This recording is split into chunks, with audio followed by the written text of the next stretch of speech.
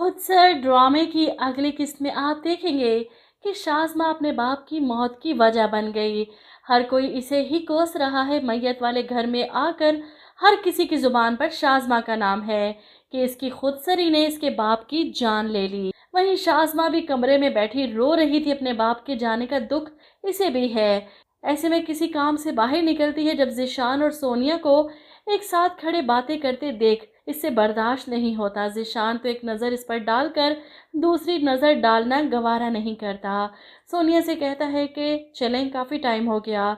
ऐसे में ज़ीशान को देखकर शाज़मा को जो अफसोस होता है वो इसके चेहरे पर वाज़े है, वरना और कोई मौका होता तो वो आगे बढ़कर ज़ीशान और सोनिया को दो चार बातें तो ज़रूर सुना देती। वहीं दूसरी तरफ कमर सब लोगों के जाने के बाद बेबसी की तस्वीर बनी बैठी है। अपने शोहर के जाने का दुख इन्हें अजियत पहुंचा रहा है। रिदा इन्हें संभाल रही है। ऐसे में शाज़ माँ रोनी शक्ल बनाकर अपनी माँ से कहती है, अब अबू के जाने के बाद सब कुछ आप ही है हमारी, खुद को संभालें, आपको कुछ हो गया तो हम क्या करेंगे।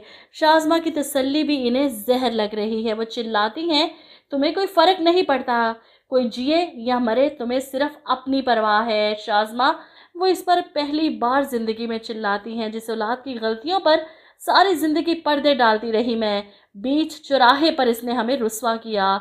शाज़मा हैरत से अपनी माँ को देखती है। नाजिया आगे बढ़ती है अपनी माँ को चुप करवाने के लिए। ऐसे में दाइम भी इन्हें संभालता है और यहाँ पर कमर बेगम पहली बार अपने इन दो बच्चों की कदर करते हुए शाज़मा को बातें सुनाती है कि ये जिम्मेदार है तुम दोनों के बाप की मौत की, ये जिम्मेदार है। शाज़मा को यकीन नहीं आता इसकी माँ इसे इल्ज़ाम दे रही है। वो कमरे में भाग जाती है रोते हुए। ऐसा कैसे कह सकती हैं वो, कैसे मुझ पर इल्ज़ाम लगा सकती हैं, मैं क्यों अपने बाप को मारना चाहूँगी। इसे भी अभी भी अपनी गलती नज़र नहीं आएगी। दाइम अपनी माँ को संभालता है, अब कुछ खा लें प्लीज़, आपकी तबीयत ख़राब हो जाएगी। ऐसे में कमर दाइम से कहती है, इसे कहो अभी और इसी वक्त यहाँ से चली जाए। फ़ोन करो सुबहान अहमद को और कहो इसे अपनी बीवी को यहाँ से लेकर जाए। वहीं दूसरी तरफ सुबहान अपने दोस्त के सामने बैठा गिले शिकवे कर रहा था। बहुत बुरा फंसाया तुमने मुझे, अब इतना सब कुछ हो गया, मैं अपना घर बसाना चाहता हूँ लेकिन शाज़मा भी तो कंप्रोमाइज़ करने को तैयार नहीं। ऐसे में इसका दोस्त बताता है कि शाज़मा के वालिद की डेथ हो गई है और इसके भाई का फ़ोन आया था, तुम्हें वहाँ जाना चाहिए और शाज़मा को अपने साथ ले आओ वापस, वो आ जाएगी। जिसके बाद आप देखेंगे कि सुबहान अहमद खुद जाकर शाज़मा को घर ले आता है। शाज़मा घर आते ही सुबहान अहमद के बेटे को देखकर पैर पटकती अंदर चली जाती है। इससे तो बर्दाश्त नहीं हो रहा कि वो इतने जवान हैंडसम लड़के की माँ कैसे कहला सकती है। ऐसे में नुमान अहमद कोशिश करता है कि शाज़मा को कबूल कर सके अपनी माँ के रूप में।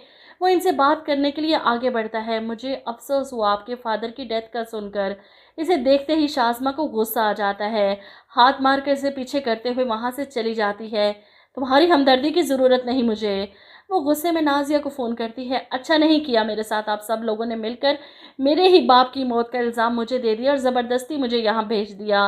नहीं बर्दाश्त हो रहा मुझसे सुबहान अहमद का जवान बेटा। इसको ज़ीशान को देखो, कितना खुश लग रहा था वो सोनिया के साथ। जिस पर नाजिया इसकी गलती का एहसास दिलाती है कि तुम्हें आज भी इस बात का एहसास नहीं शाज़मा कि तुमने क्या खोया है।